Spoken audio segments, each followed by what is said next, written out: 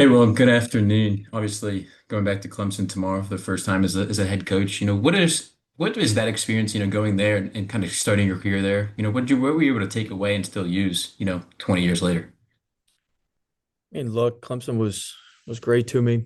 I graduated from Clemson, but I mean, look, our team needs to win, and Clemson's a great team, and so it doesn't have anything to do with nostalgia or any of that stuff. So, I mean, we've got to find a way to play better, find a way to see if we can win a game in a tough environment against a really, really well coached and really, really good team. All right, James Henderson, you were up next, sir. Go ahead. Hey, Will, hope you're doing well. Obviously, you guys played Clemson last year at McNeese. Is there a way to look at last year at all, or with the different personnel, it's totally different in this era to even look at maybe how you tried to play them last year against Brad?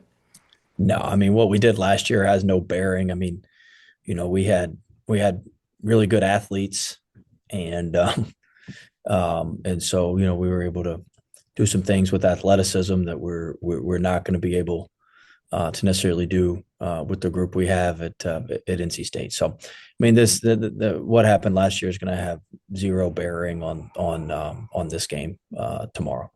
And just a quick follow up, you guys have been elite, I think, per the numbers at the rim this year. Had some issues against Georgia Tech. Watching the game back, was there anything specifically, their rim protection? Was there anything that you kind of noticed in that game?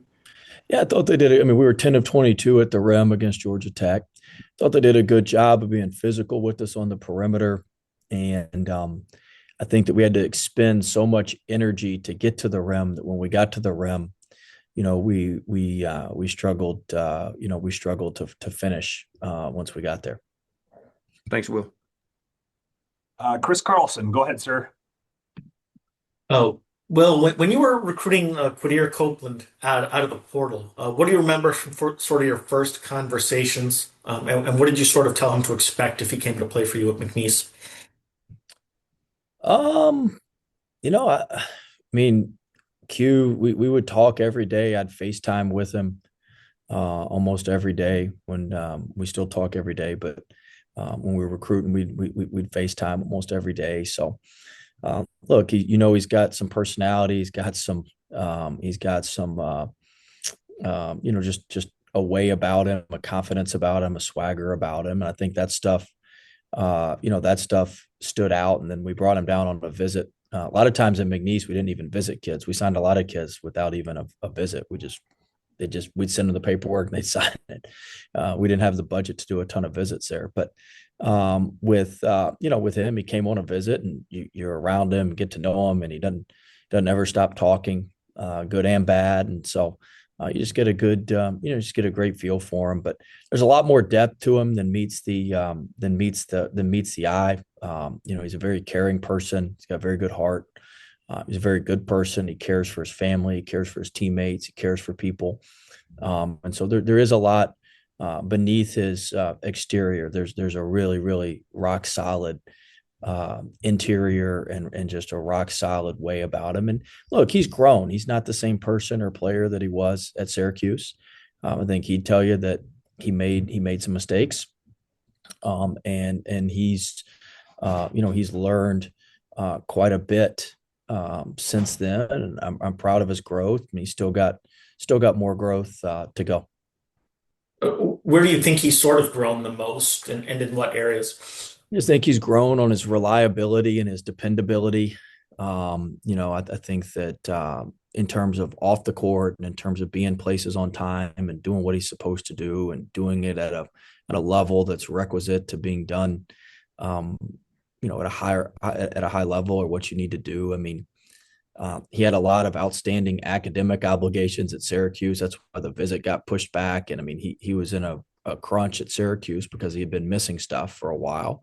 Now he's going to graduate, and he does what he needs to do academically. He shows up on. I just think there's a lot of maturing and things like that needed to happen, and it has happened for him. And look, he's made those changes, and so we're proud of what he's done. Did you guys do anything special or unique to try to like foster those changes, or is it just he got older? I mean, I think he would tell you it was a lot of tough love. So, we held the line on some things, and we had some rough patches. I mean, I sent him home from McNeese for 10 days. He went home. I mean, I kicked him off the team basically for 10 days. He didn't know whether he was ever going to come back. So, um, that's the way we handled it, and he's come out on the other side better for it. Thank you. Gene Watson Fisher.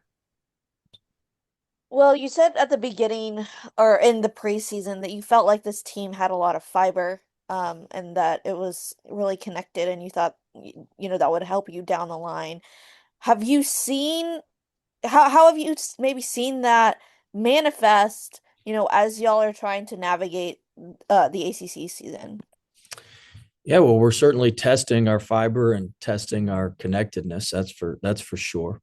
And so we've got to do, we're going to find out what we're made of. We're going into a tough environment. They play a style that can really frustrate you. They play a style that's very unique and very disciplined, and they're not going to give you anything easy. Everything's going to have to be earned. And so we're going to have to stay connected, but I still believe in our group. I still believe in our team. We're not where we want to be. But we're within striking distance of where we want to be, and so it's on us to find a way to make this to make this work. And it's going to be really, really tough environment to try to make this work at Clemson on Tuesday night. But we're going to go in there, and I think you'll see a team that's going to play hard, and team that's going to be a little bit better with our attention to detail. JC Zemble, go ahead, sir. Yeah, your team has more players from the Clemson McNeese game than Clemson has. But one thing that has always been true with Clemson is they have a lot of size. How have you kind of seen the three bigs kind of, how do you kind of neutralize them this year? Well, they're massive. I mean, Godfrey's one of the best. Godfrey's one of the best post scorers in the country, top 35 in the country in terms of post scoring. Was at Clemson. I think he went to Georgia and then came back for his first last year. So he's really physical. The big kid 22's very physical. 10's more of a perimeter oriented. They kind of play him more at the 3, but 11 from Nevada. They do a great job sealing you. They play a tried and true style of basketball that wins a lot of games. And Coach Purnell's a tremendous coach. He's got tremendous staff. Coach Donlin does a great job with the defense. And so, look, they've got a great scheme. They've got a great plan of attack. And look, they want to pound that ball inside and score at the rim and score inside that restricted arc as much as they can. All right, last question will go to Noah Fleischman. Yeah, well, I know we talked last week about Terrence and his growth, coming back from the injury and everything he dealt with. What against Georgia Tech, he only scored 3 points, but brought a lot on the defensive end, rebounding and steals. What was that like for you to kind of see that consistency from him on bringing that to the floor? Yeah, we didn't have many bright spots against Georgia Tech, but I thought Terrence's continued progression was a bright spot. I thought he continued what he had started against Florida State and against Boston College. And so we're excited to give him more opportunity tomorrow night at Clemson. But I think his continued progression and him continuing to move forward was good to see in that game. Will, thanks for the time. Appreciate it. Thanks. See you next week. Yeah, see you. All right. Just